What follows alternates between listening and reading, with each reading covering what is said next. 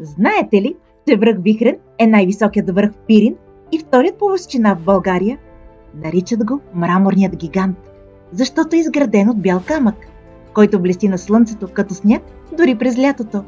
Отгоре се разкриват гледки, които карат всеки да затаи дъх, но не е нужно да стигате чак до върха, за да усетите магията на Пирин.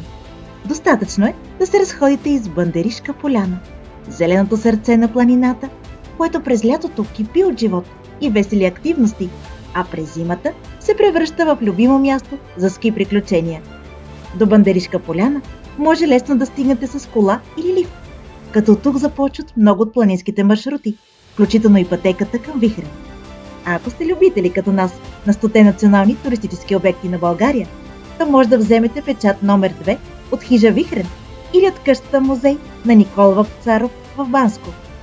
Ние вече посетихме 100 обекта на България и сега споделяме нашите 100 плюс клипчета с мисия заедно да познаем, обикнем и опазим България. От върх Вихрен може да не се вижда цялата страна, но докъдето ви стига погледа, ще ви очарова и изпълни с любов към България. И както пчелите пазят природата, нека и ние опазим България.